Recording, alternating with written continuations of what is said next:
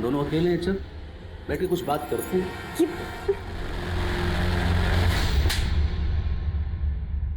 तेरी तूने मेरे पर हाथ उठाया। बेला ने मुझे उस बारे में बताया तो हम पुलिस स्टेशन गए, लेकिन उन्होंने हमारी एफआईआर नहीं लिखी, हमें थाने से बाहर निकाल दिया। हम हिम्मत करके एसीपी साहब को मिले, उन्होंने हमारी एफआईआर तो लिखी, पर हम गरीबों को कहाँ इंसाफ मिलता है साहब। हम कुछ साबित नहीं कर पाए क्योंकि बेला की एफआईआर लिखने में देरी हो गई थी। लेकिन फिर बेला ने कहा कि हम हाईकोर्ट तक जाएंगे। आप लोग समझाइए ना बेला को, पहले ही थाने और कोर्ट के चक्कर काट काट के हम परेशान हो चुके हैं, और अब ये हाईकोर्ट जाने का बोल रही है। कहां से लाऊंगा मैं कोर्ट कचहरी का खर्चा? मैं कैसे भी इंतजाम कर लूंगी, लेकिन जब तक उस ललित को अंदर नहीं करवा देती मैं चैन से नहीं बैठने वाली। पर दीदी, पहले उस सब चीज की वजह से हमारी काफी बदनामी हो चुकी है, और अब मैं उसी बदनामी का दाग धोने की कोशिश कर रही हूँ बाबू।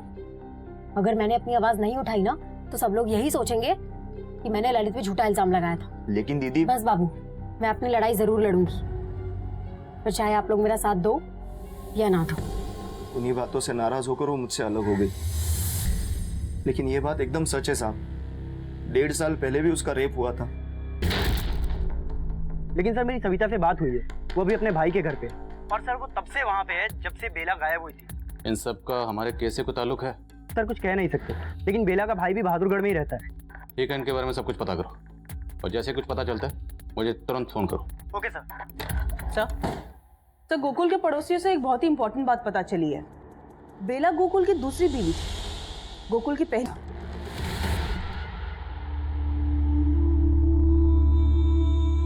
पापा, ये सब क्या लगाया है माँ को? माँ बोलेगी कैसे?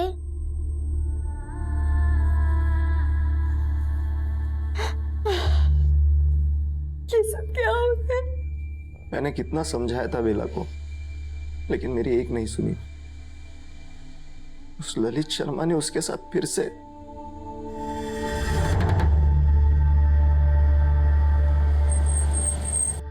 सर जी, मैं जानता हूँ आप क्या सोच रहे हो। ये सर, मैं साफ कर देता हूँ कि जो कुछ बेला के साथ हुआ ना, इससे मेरा कोई लेना देना नहीं है। लेकिन बेला ने तुम पर रेप का इल्जाम लगाया था। सर, झूठा आरोप लगाया था, और इस मामले में सीबीआई मुझे पहले क्लीन चिट दे चुकी है। लेकिन ये तो सच है ना कि बेला तुम्हारे घर में काम करती थी?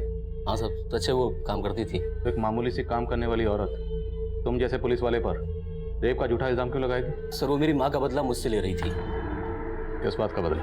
सर जी, मैं यहाँ अकेला रहता था, और जब मेरी माँ मेरे साथ रहने के लिए गांव से आई तो सर जी मेरी माँ को मालूम पड़ गया कि बेला दूसरी जात की है।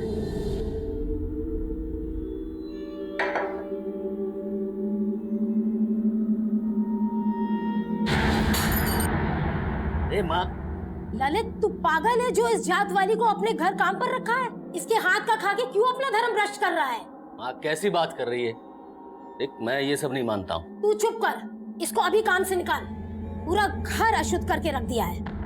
सर जी, मैं मानता हूँ कि मेरी माँ थोड़ी पुराने ख्यालात की है, लेकिन बेला ने भी इस बात को दिल पे ले लिया और मुझ पे रेप का झूठा इल्जाम लगा दिया, और इसी वजह से मैं 1 साल तक सस्पेंड रहा। बेला का पहले रेप किया गया, फिर पूरी तरह से टॉर्चर किया गया। बहुत ब्रूटल रेप है, और उसकी हालत को देख के लगता है जैसे किसी ने कोई बहुत पुरानी नफरत निकाली उससे। और हमें पता चला कि अब वो तुम्हारे खिलाफ हाईकोर्ट जाने वाली है। तो क्या ऐसी डर की वजह से तुमने बेला? नहीं नहीं नहीं नहीं सर, सर जी मैंने ऐसा कुछ नहीं किया, मेरी बात का विश्वास कीजिए। बेला ने अपने सपनों का बलिदान दे दिया, लेकिन क्या? लेकिन 1.5 साल पहले बेला का बलात्कार हुआ, इसी वजह से उन दोनों के बीच। लेकिन गोकुल जी ने उसका साथ भी नहीं छोड़ा, बेला को न्याय भी नहीं मिला। कुसुम जी, गोकुल से अलग होने के बाद बेला आप लोगों के साथ भी तो रह सकती थी। ऐसी क्या वजह थी कि वो आप लोगों के होते हुए भी अपनी सहेली सविता के साथ रह रही थी? छोटे भाई ने 2 बातें क्या कह दी, वो नाराज हो गई। दीदी, ये इंसाफ की रट लगाने से कुछ नहीं मिलने वाला। अरे गनीमत समझो कि इतना कुछ होने के बावजूद भी जीजा जी ने तेरा साथ दिया, और अब तू उनसे अलग हो रही है। तो मैं ये कैसे बर्दाश्त कर लूं कि मेरा बलात्कार करने वाला इंसान खुला घूम रहा है? बस करो। अरे इन सबसे कुछ हासिल नहीं होने वाला। पहले हमारे खानदान की इतनी बदनामी हो चुकी है, और अब तू उनसे अलग होकर यहाँ आ जाएगी तो लोग। तो तुझे लोगों की फिक्र है, अपनी दीदी की नहीं? तुझे परेशानी है ना, तो मैं इस घर में आके नहीं रहूंगी। बेला और गोकुल के बीच में लाली को लेकर झगड़े चल रहे थे, यहाँ बेला के साथ इतना कुछ हो गया और गोकुल उस पर चोरी का इल्जाम लगा रहा था। ये बात जानकर तो मुझे भी बहुत बड़ी हैरान। जब गोकुल जी से फोन पर बात हुई तब पता चला कि उनको तो यही लगता है कि बेला हमारे साथ रहती है। माँ जी, बेला ने ये अच्छा नहीं किया। वो मेरे घर से पैसे और गहने चुरा कर ले गई है। गोकुल जी, आपको बहुत बड़ी गलतफहमी हुई है। बेला ऐसा कर ही नहीं सकती। अरे उसके सर पे भूत सवार है ना इंसाफ का, और उस चक्कर में वो मेरी सारी कमाई कोर्ट कचहरी में बर्बाद करना चाहती है। लेकिन मुझे मेरा पैसा वापस चाहिए। तभी मुझे पता चला कि बेला गायब है। मैंने बाबू से कहा कि वो जाकर उसे ढूंढे, लेकिन मुझे नहीं पता था कि उसके साथ इतना बुरा हो गया होगा।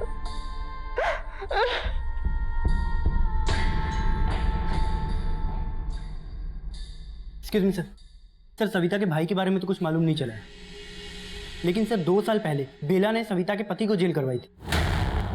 लेकिन बेला तो सविता के घर पर ही रह रही थी। ये सविता कहाँ है अभी? सर वो अपने गुड़गांव वाले घर पे।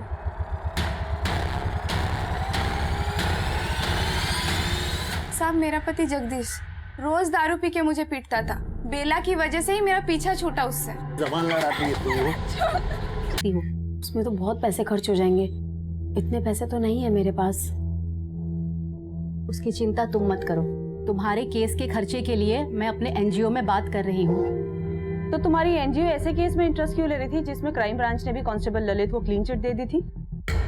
मैडम, मुझे बेला पर पूरा भरोसा था। इनफैक्ट जब मैं उसकी मदद कर रही थी तो मुझे थ्रेट मिल रहे थे। ओ मैडम, उस बेला की मदद की ना तो तेरी मदद करने वाला कोई नहीं बचेगा। कौन था वो? मैडम, वो हेलमेट में था, लेकिन मैं दावे के साथ कह सकती हूँ कि ललित का भेजा हुआ ही आदमी था। मैडम, ललित ही नहीं, बेला को परेशान करने वाले और लड़के भी हैं। कौन थे वो लड़के? अरे रेप क्वीन, चलती है क्या 500 में 2 घंटा?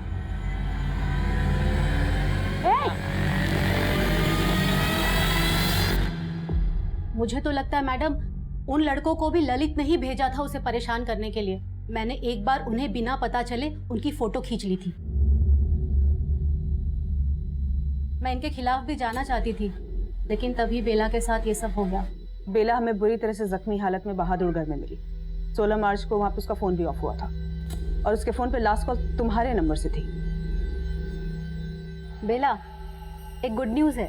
तुम्हारे केस के लिए एक अच्छा लॉयर मिल गया है। हमें तुरंत चल के उसे मिलना चाहिए। ठीक है मैडम। लेकिन मैडम, तब उसने मुझे बताया ही नहीं कि वो बहादुरगढ़ में थी। मैं तो अगले हफ्ते उसे लॉयर से मिलाने जाने वाली थी। नहीं साहब, हमने ऐसा कुछ नहीं किया साहब। वो तो हमें लगा उसने झूठा रेप केस पैसों के लिए फाइल करा था, इसलिए बस पैसा दिखा के उससे पूछ लिया था, लेकिन हमने उसके साथ कुछ नहीं किया साहब। सर यकीन कीजिए साहब। इन लड़कों के बारे में पता करो, इनका जगदीश या ललित से कोई कनेक्शन है या नहीं। Okay sir.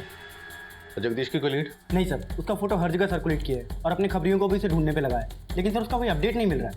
पता करवाओ। Okay sir. हाँ सुमा। सर, क्राइम सीन पे जो एसयूवी देखी गई थी उसका एक ट्रेल मिला है। एक पेट्रोल पंप के सीसीटीवी कैमरा में उस रात को वो एसयूवी कैप्चर हुई। उसका नंबर भी विजिबल है, किसी महेश के नाम पर है। मैं उसी एड्रेस पे जा रही हूँ। गुड, जाओ और मुझे अपडेट करो। Okay sir.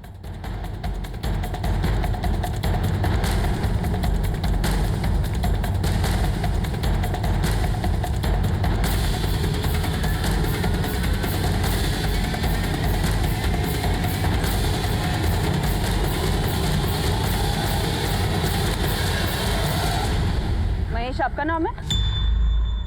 जी महेश हमारा ही नाम है। आपकी गाड़ी का ये नंबर हमें एक एसयूवी कार पे मिला और वो एसयूवी कार एक बेला नाम की लड़की के रेप में इस्तेमाल किया गया था। 1 मिनट, ये नंबर हमारी गाड़ी का है, तो फिर एसयूवी पर ये नंबर कहाँ से आ गया? यही तो बात मेरी समझ में नहीं आ रहा है कि रेपिस्ट ने एसयूवी पे ये नंबर क्यों लगाया। कहीं आप तो कुछ नहीं छुपा रहे हैं? ना मैडम जी, मैं कुछ ना छिपा रहा।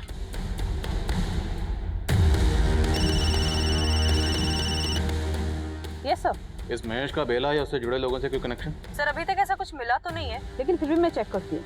और ये भी चेक करो, इस महेश की किसी से कोई दुश्मनी तो नहीं, जिसे फंसाने की कोशिश कर रहा हो? ओके सर, मैं देखती हूँ।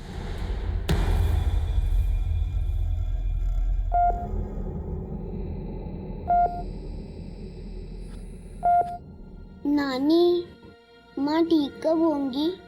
मुझे उनसे बात करनी है। तुम्हारी माँ जल्दी से ठीक हो जाएगी। वो ऐसे ही हार मानने वालों में से नहीं है। देखना, वो अपनी लड़ाई जरूर जीतेगी।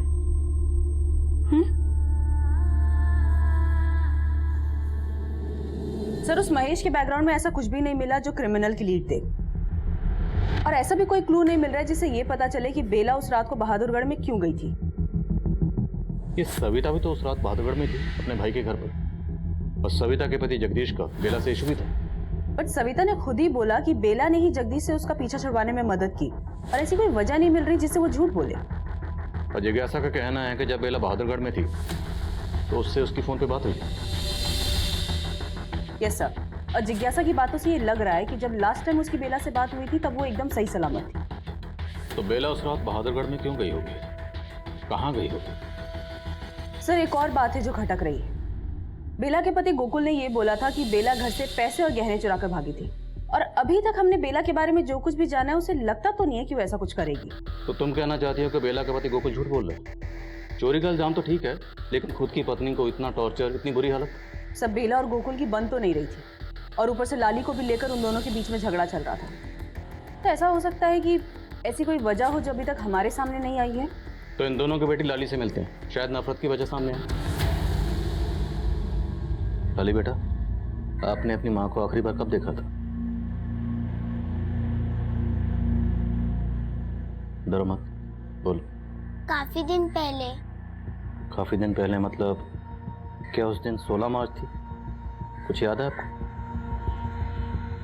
अच्छा, जब आपने अपनी माँ को आखिरी बार देखा था, क्या उस दिन आपकी माँ का और पापा का आपस में झगड़ा हुआ था? वो दोनों का हमेशा झगड़ा होता था। किस बात को लेकर झगड़ा होता था? इतनी छोटी बच्ची के सामने शराब पीते हुए आपको शर्म नहीं आती? लाली को मैं एक पल भी यहाँ रुकने नहीं दूंगी। चल लाली यहाँ से। फिर पापा ने माँ को बहुत मारा और घर से बाहर लेके गए। साहब, वो सब तो पुरानी बातें हैं। तेरे जख्म भी काफी पुराने लगते हैं। अब तो बोलेगा या तुझे नए जख्म दे? बोल, बेला के साथ क्या किया तूने? नहीं नहीं साहब, मैंने कुछ नहीं किया उसके साथ, और उस दिन तो मैं नशे में था। हाँ, माना कि मैंने उसका साथ छोड़ दिया, पर उसकी लड़ाई लड़ने में सबसे पहले मैं ही उसके साथ खड़ा था, और उसके साथ ऐसा करने का मैं सपने में भी नहीं सोच सकता साहब। बेला किसी अपने की नफरत का शिकार हुई थी या किसी गैर की, यह तय कर पाना आसान नहीं था। हालांकि कांस्टेबल ललित शर्मा इस केस का स्ट्रॉन्ग सस्पेक्ट था, लेकिन उसके खिलाफ हमें कुछ नहीं मिला। तभी हमने खबरियों की मदद से सविता के पति जगदीश को हिरासत में लिया।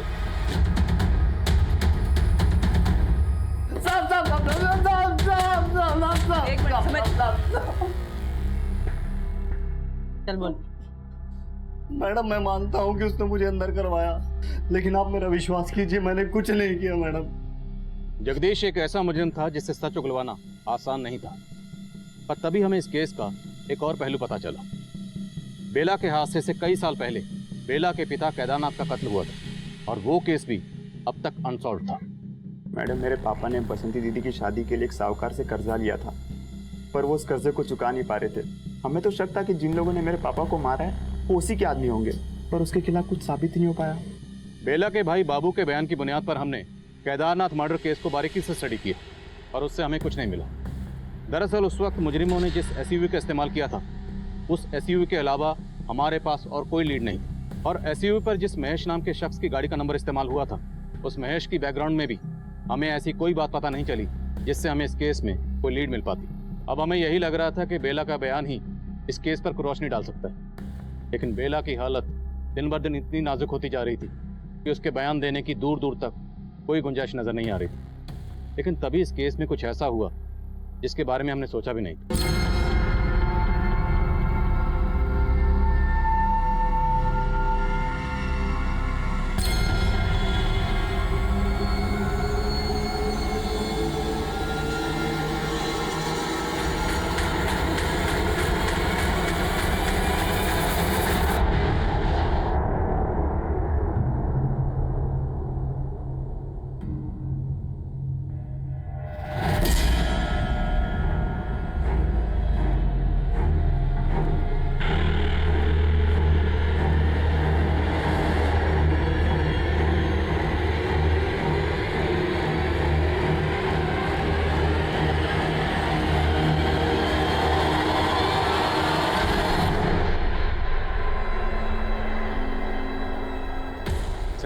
यहाँ बेला की जान जा सकती थी और तुम्हें चाय पीने की पड़ी थी। 1 सेकंड सर, मैंने यहाँ का सीसीटीवी फुटेज चेक किया, उसमें वो आदमी दिखाई दिया जिसने बेला को मारने की कोशिश की।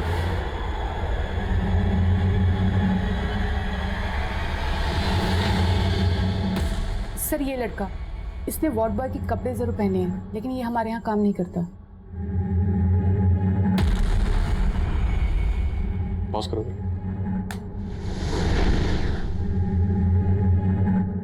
आप लोग जानते हैं सर? शायद कहीं देखा हो। नहीं साहब, हम नहीं जानते इसको। ये जो भी है पक्का उन क्रिमिनल से कनेक्टेड है जिन्होंने बेला का गैंग रेप किया।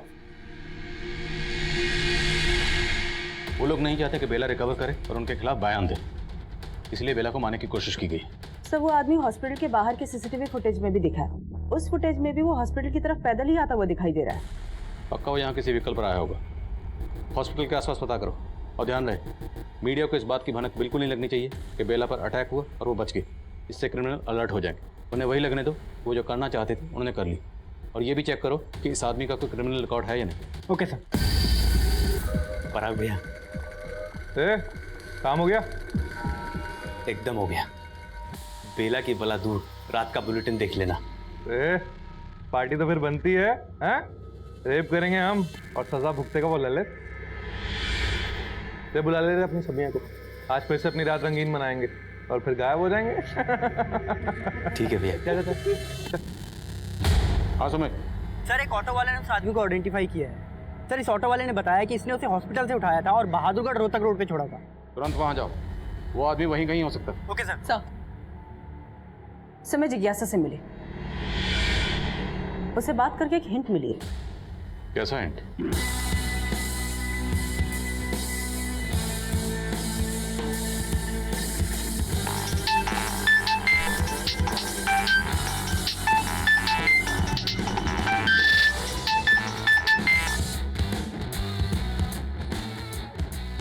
हेलो,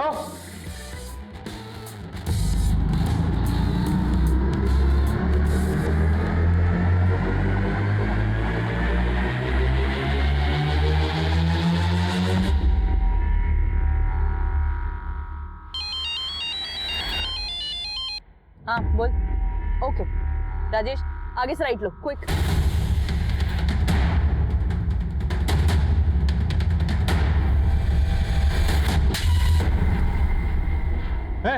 चल। तू तो कहता वो लड़की मर गई है, क्या जिंदा है वो? तो फिर अब क्या करेंगे? अब क्या करेंगे? अब विश्वा को हमारे लिए कुर्बानी देनी पड़ेगी। क्यों? मरेगा ना हमारे लिए, मरेगा ना?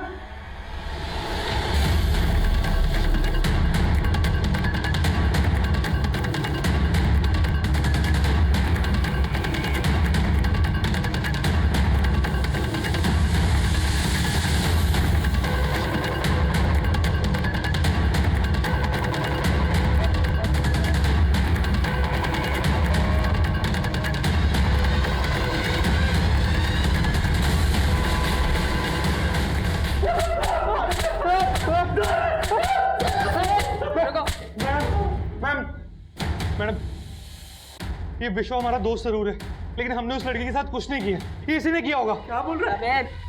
तुम्हें पता चल गया कि तुम लोग सिर्फ 3 नहीं थे, तुम लोग साथ एक चौथी भी थी।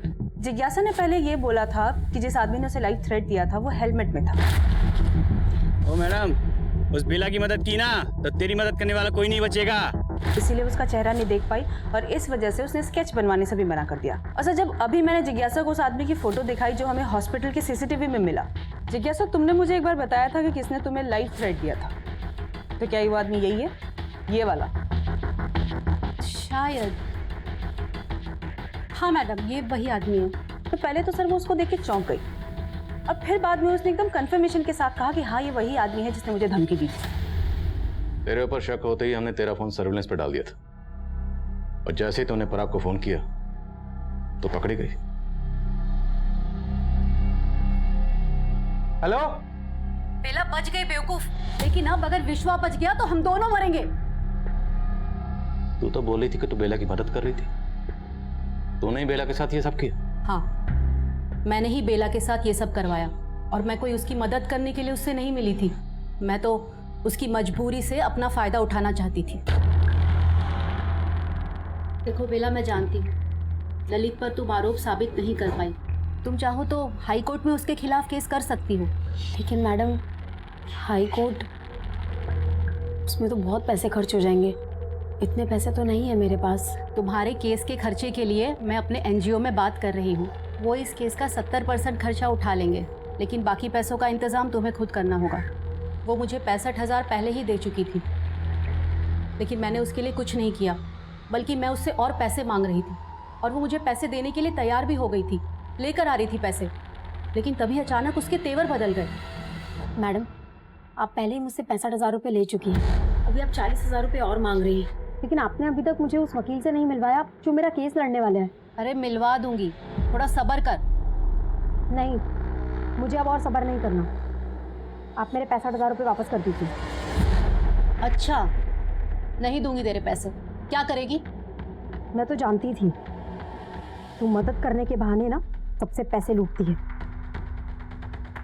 हाँ, मैं यही करती हूँ। जो भी तूने अभी कुछ कबूला है ना, वो सब इस वीडियो में रिकॉर्ड कर लिया मैंने उसे यही लगने दिया कि मैं उससे डर गई हूँ और पैसे देने के लिए अगले दिन बहादुरगढ़ बुला लिया। पराग का फार्म हाउस है वहाँ। पराग हमारे एनजीओ के ट्रस्टी का बेटा है और उसकी सारी अय्याशियों के बारे में मुझे सब कुछ पता है, इसलिए वो मेरे लिए कुछ भी करने के लिए तैयार था।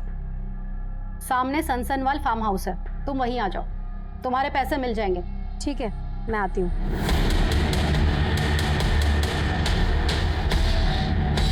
हमें लगा कि वो मर गई है, इसीलिए हमने उस रात उसे वहाँ पे फेंक कर चले गए, लेकिन बाद में मालूम पड़ा कि वो जिंदा है। और उसके बाद तुम लोगों ने उसे मारने की कोशिश की, लेकिन अब तुम तीनों हमसे नहीं बचने वाले। उठो इसे। खुद एक औरत होते हुए दूसरी औरत को जहन्नम में धकेल दिया, सिर्फ इसलिए क्योंकि वो तुमसे अपना हक मांग रही थी, और ये सब करके तुम उसे उसकी औकात दिखाना चाहती थी। तुझे तेरी औकात हम दिखाएंगे इस जेल में। बेला के मुजरिमों को तो हमने सलाखों के पीछे पहुंचा दिया, लेकिन बेला अब भी जिंदगी और मौत की लड़ाई लड़ रही थी, जैसे वो हमेशा अपने हक के लिए लड़ती आई थी। और डॉक्टर्स के मुताबिक बेला का यही जज्बा, यही विल पावर उसके जिंदा रहने की वजह बनी थी। लेकिन शायद बेला से एक चूक हुई थी। बेला को बहुत पहले इस बात का एहसास हो गया था कि जिज्ञासा उसके साथ फरेब कर सकती है, इसलिए बेला ने उसके खिलाफ